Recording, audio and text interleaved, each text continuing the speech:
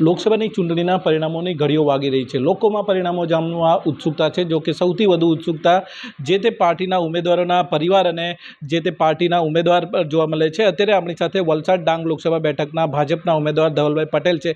એમની સાથે જ સીધી વાત કરીશું। ધવલભાઈ, આવતીકાલે પરિણામો જાહેર થવા જઈ રહ્યા છે, શું ઉત્સુકતા છે? અમને ખૂબ જ ઉત્સુકતા છે, પણ અમને પૂર્ણ વિશ્વાસ છે કે વલસાડ લોકસભા સીટ જે બેરોમીટર સીટ તરીકે જાણી જાય છે, જે વલસાડ લોકસભા સીટ જીતે છે એ જ કેન્દ્રમાં પણ સરકાર બનાવે છે। એ અમને પૂર્ણ વિશ્વાસ છે કે વલસાડ લોકસભા સીટ અમે ઐતિહાસિક માર્જિન સાથે જીતીને વલસાડથી અમે એક કમળ મોદી સાહેબને અર્પણ કરવાના છે। ઐતિહાસિક લીડથી જીતવાના છે, શું ગણિત છે, કઈ રીતે એટલી લીડ આવશે?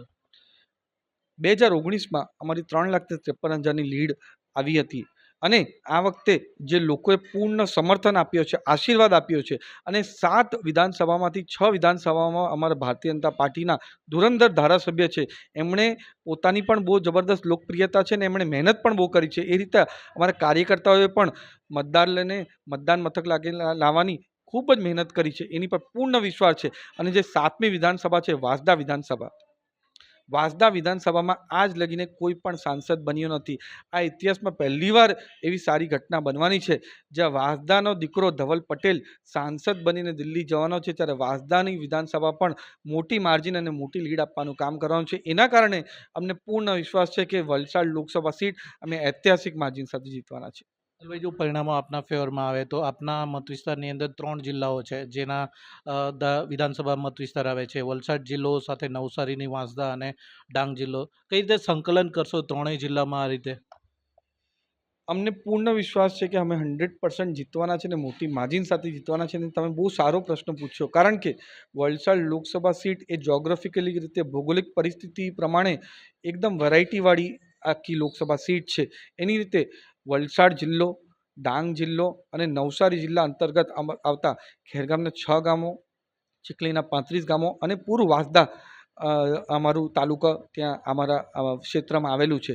તો આ દરેક વિસ્તારમાં પહેલાં એવું થતું હતું કે લોકસભા વિસ્તાર જ્યાં કેન્દ્ર સ્થાન હોય ત્યાં જ ઓફિસ કે કાર્યાલય ખોલવામાં આવતું હતું, પણ મેં પહેલા દિવસથી લોકોને ખાતરી આપી છે કે દરેક 7 વિધાનસભામાં અમે કાર્યાલય ખોલવાના છે। એટલે જાણો કે આહવા ડાંગનો કોઈ માણસને કંઈ કામ પડ્યું તો એમણે વલસાડ લગીને નહીં આવવું પડે, એમણે ડાંગમાં જ જ્યાં અમે કાર્યાલય ખોલવાના છે ત્યાં એમના પ્રશ્નો નોંધાઈ શકશે અને ત્યાં જ પૂર્ણ નિરાકરણ થવાનું છે। એ રીતના જ અમે ડિજિટલી પણ એકદમ એક્ટિવ થઈને એવી એપ્લિકેશન્સ પણ ખોલવાના છે કે કોઈ પણ માણસને કોઈ પણ પ્રશ્નો હોય તો એના મોબાઈલ એપ્લિકેશન થકી જ બધા પ્રશ્નો ત્યાં એમને રેઝ કરી શકશે અને એનું નિરાકરણ અમે કરવાના છે।